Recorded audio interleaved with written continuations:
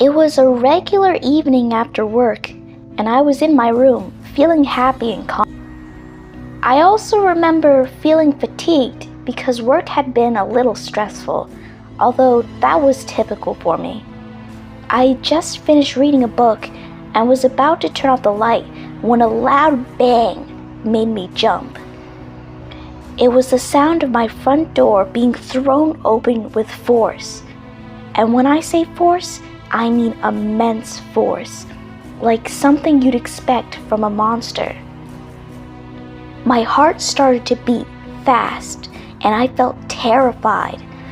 A million thoughts raced through my mind, but I couldn't process any of them, and all I knew was that they were not positive. Then came another noise, the sound of glass shattering and falling to the floor. It was coming from downstairs. I knew right away that someone or something had entered my house without permission, and I was afraid they might be there to do something bad. Did I say might? No, they were here to do something bad. To make things worse, I had nothing to defend myself with, and my phone wasn't with me since I'd been trying to use less technology throughout the week. I got up from my bed as quietly as I could and tiptoed to my bedroom door. I gently pushed it closed, hoping the person wouldn't hear it. I knew it wouldn't keep them out for long, but it gave me a little bit of time and temporary peace of mind. I looked around for a place to hide, feeling anxiety like never before, and decided on my closet. It was big and full of clothes that I could hide behind, although it might seem like an obvious spot to whoever had broken in. I went inside and sat down on the floor, pulling the clothes around me so I couldn't be seen. From a small gap, I could see into my room, and I was feeling a staggering amount of apprehension. I had left my phone in the bathroom because I didn't want any distractions. Now, I wished I had it with me to call the police.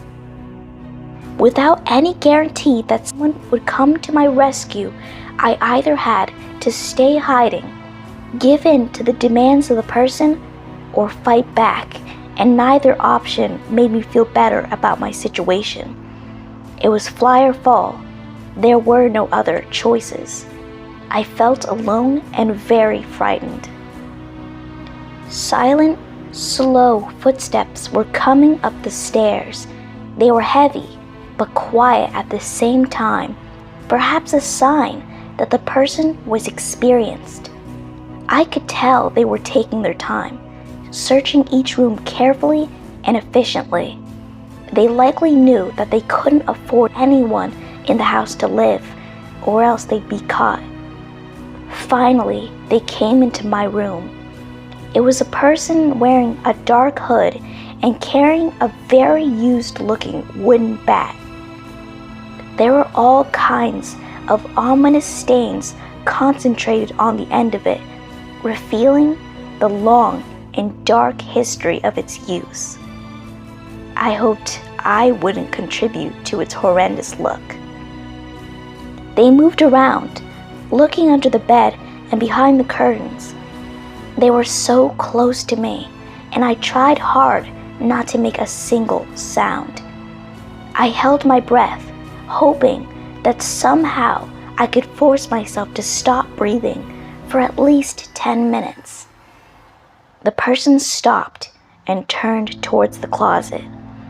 It seems they didn't really notice it before and were determined to investigate it.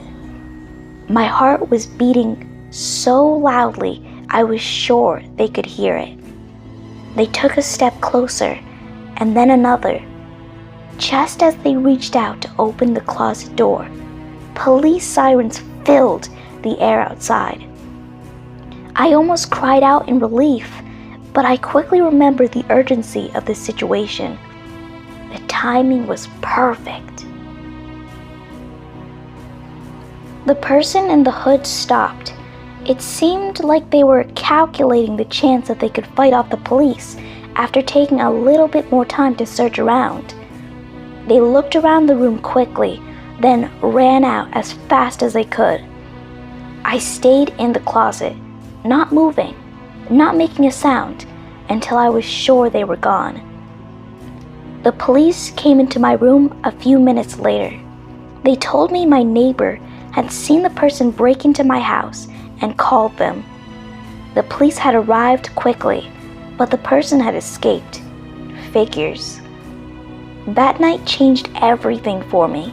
I couldn't stop thinking about the person with the hood and the wooden bat. They hadn't stolen anything. So that could have meant they were looking for a person. For me. But that couldn't be right.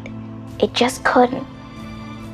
I was way more careful after that, always making sure my doors were locked and my phone was with me. But I always felt a little bit scared, especially when I heard loud noises. The memory of that night stayed with me, reminding me to always be aware of my surroundings, even if it's my own home. If that person had broken in looking for me, it's likely that they'd be back with that horrible bat they were carrying. Hope you enjoyed that story, and I'll see you in the next one. See you on the flip side.